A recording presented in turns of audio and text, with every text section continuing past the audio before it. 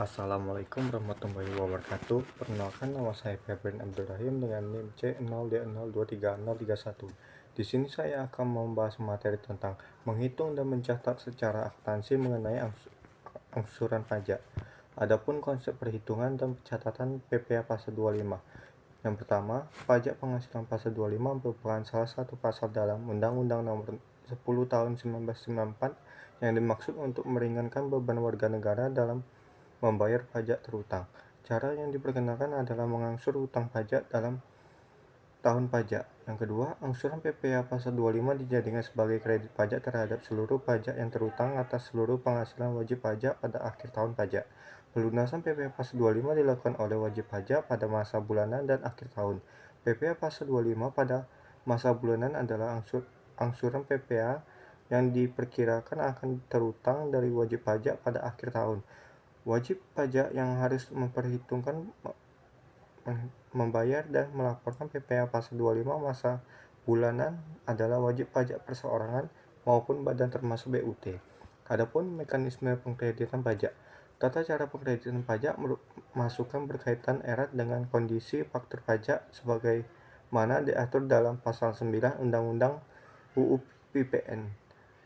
Pasal ini mengatur persyaratan faktur pajak yang dapat dikreditkan dan kondisi faktur pajak yang menyebabkan tidak dapat dikreditkan. Adapun jenis pajak yang tidak dapat dikreditkan. Yang pertama, PPN atas perolehan barang kena pajak atau jasa kena pajak yang dilakukan sebelum pengusaha yang bersangkutan ditetapkan sebagai PKP. Yang kedua, PPN atas perolehan BKP atau JKP yang tidak berhubungan langsung dengan kegiatan usaha PKP. Maksudnya, tidak memiliki hubungan dengan kegiatan produksi, distribusi, pemasaran, dan manajemen PKP. Yang ketiga, perolehan dan pemeliharaan kendaraan bermotor berupa sedan dan stadion wagon, kecuali merupakan barang dagangan atau disewakan. Yang keempat, PPN atas perolehan barang kena pajak atau jasa kena pajak yang didapat dari luar daerah pabean sebelum pengusaha yang bersangkutan ditetapkan sebagai PKP.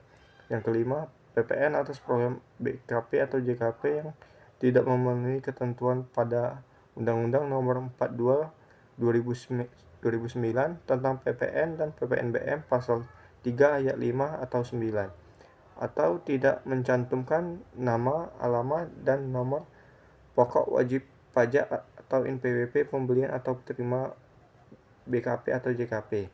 Yang keenam, PPN atas pemanfaatan BKP tidak berwujud atau atas pemanfaatan JKP dari luar daerah pabean di mana faktur pajaknya tidak memenuhi ketentuan sebagaimana dimaksud dalam Undang-Undang Nomor 42 2009 tentang PPN dan PPNBM Pasal 13 Ayat 6. Yang ketujuh, PPN atas perolehan BKP atau JKP yang pajak masukan ditagih dengan menggunakan penerbitan ketetapan pajak. Yang kedelapan, PPN atas perolehan BKP atau JKP yang pajak masukannya tidak dilaporkan dalam surat pemberitahuan SPT masa pajak PPN yang ditemukan pada waktu dilakukan pemeriksaan oleh DJP.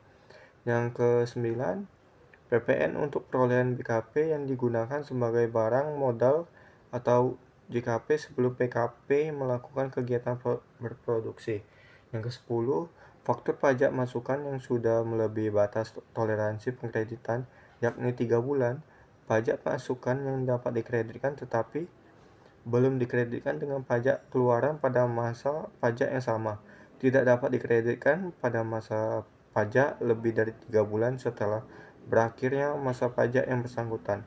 Yang ke-11, pajak masukan yang dapat dikreditkan tetapi telah dibebankan sebagai biaya atau ditambahkan kepada harga perolehan BKP atau JKP tidak boleh dikreditkan sebagai pajak masukan. Sekian presentasi dari kami. Apabila tersalah kami mohon maaf. Kami tutup. Wassalamualaikum warahmatullahi wabarakatuh.